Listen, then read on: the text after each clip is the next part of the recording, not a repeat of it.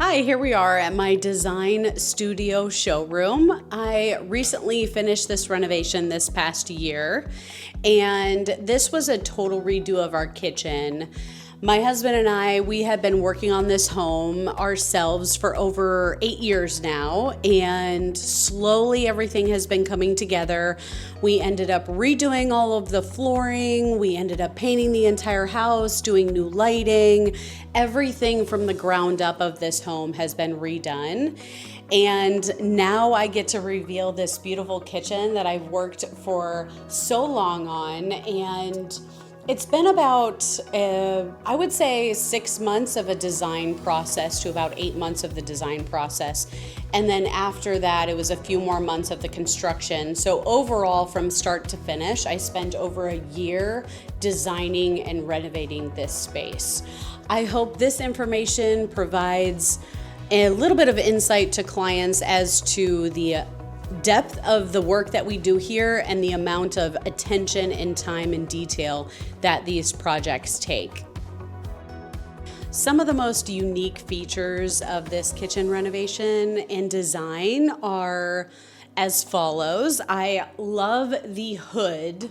This was something that actually took quite a long time to come up with in terms of the design.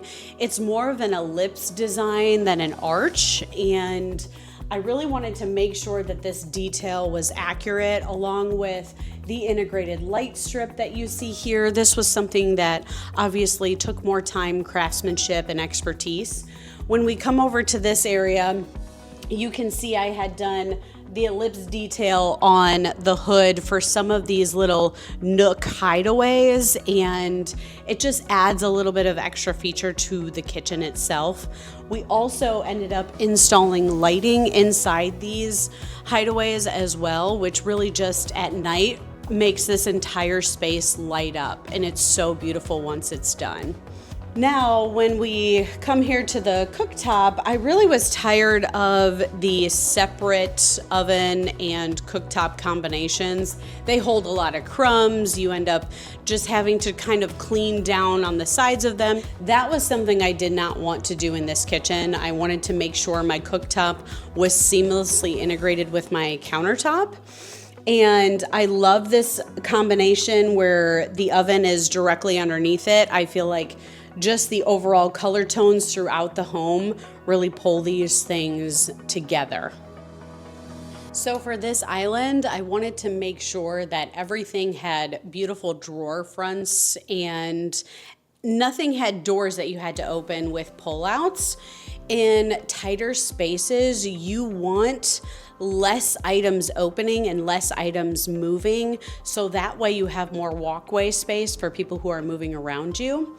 Now for the island area, one of the other important features I love is a waterfall end. And so on this island, I ended up doing the waterfall feature on each side of this island. This island is about 11 feet long, maybe a little bit longer than that, but overall it's about 11 feet.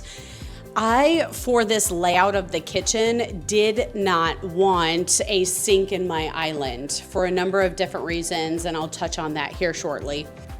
But one of the main things that I wanted was to be able to put food out here when I was entertaining guests and really have an experience where there's not a hole here, and if you have families sitting at the island, you're not splashing water on them. And I just wanted this as more of a conversational zone than to be the space where you're doing your dishes or cleaning up after a long day. So for my particular kitchen, I really wanted to make sure the island was its own feature, that it was for more sitting and entertaining than for actual functionality. I did not want to sink in here. Now, with other clients' homes, you cannot avoid that. The design and the layout sometimes have to land where your sink is in the island. That is the way it has to be in design when it comes to space planning and just overall functionality of each individual home. So for my home, I had this window here and it was very small and my sink was located a little bit further down. I wanted to shift the sink over so I could integrate my trash and actually have my dishwasher be integrated as well. I did not want my trash can sitting out any longer, and I did not want to have to see my dishwasher. So I moved my dishwasher to the right of my sink and the trash is now located to the left. And when we did this, we knew that the small window would have to go. We were not going to be able to keep the smaller window, so we had that torn out and redid the entire window. The outside of the home is not siding, it is brick, so we had to have a masonry who would come in and specialize in that area. He ended up splicing in all of the outside brick. So now it looks like this large window has always been integrated into the home. So that's the difference between having the professional trades and having someone who is a DIYer who thinks that they can do it. It is not something anybody should DIY. It is for professionals only. That way you can prevent any water from penetrating inside your home or any other potential issues where you have your windows leaking, or, if the window did ever leak because it was improperly installed, that would then damage the drywall and the cabinets. So it really does have a trickle-down effect if it's not professionally done. So for some of the appliances that you don't want to necessarily keep out all day, I'm a little bit more of a minimalist. I love decorating and I love creating uniqueness in a home. However, I don't necessarily want to see my toaster or my KitchenAid. So that is where I had come up with this idea to put the cabinet on the countertop and have an appliance garage. And so now the KitchenAid can be stored away, and so can the toaster. And it's just some of these things that you don't necessarily want to see every day, but are very functional and you might end up using every day. You kind of want them to be more accessible. Now for this cabinet, I wanted the glass door fronts. I did an oak kerf detail at the back. I just love that added wood detail. It just creates a beautiful backdrop, especially when you're doing glass. And so for this design, I didn't want the cabinet doors here to be just green. I wanted to make sure that they were a black metal, something that would just kind of give it that pop of interest. And so we ended up doing these glass doors in the metal, and now I just feel like this I can decorate beautifully, but it's also functional. I've got my sugars stored here, my cutting boards, bowls, other additional storage for when we're making bread, and the occasional champagne and glassware for when you're having a party.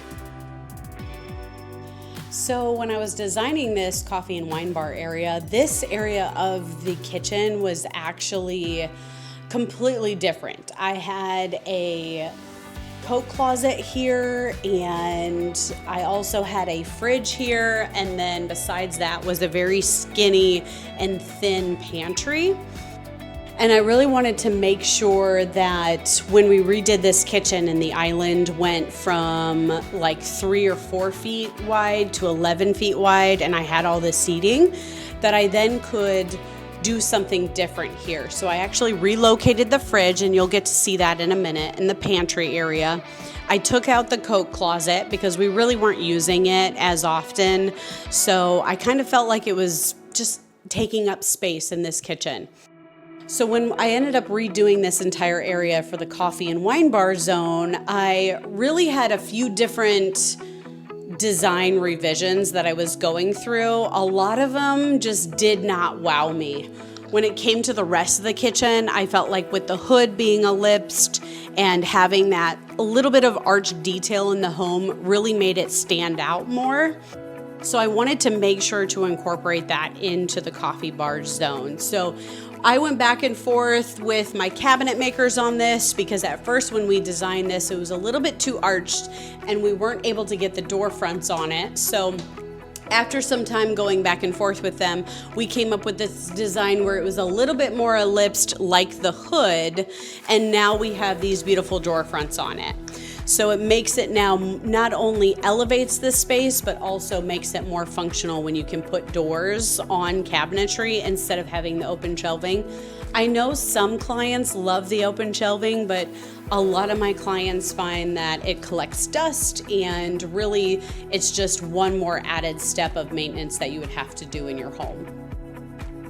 So when I designed this space, I really wanted to make sure that the original microwave that was located behind me was actually moved and integrated into the cabinet like you see now. So now we have a microwave drawer here, which is definitely more functional than the microwaves that are above the cooktops or anywhere else in the kitchen. It really just allows my kids to heat up different things, and it's just more functional, and it actually looks more beautiful in this space with it being under the countertop.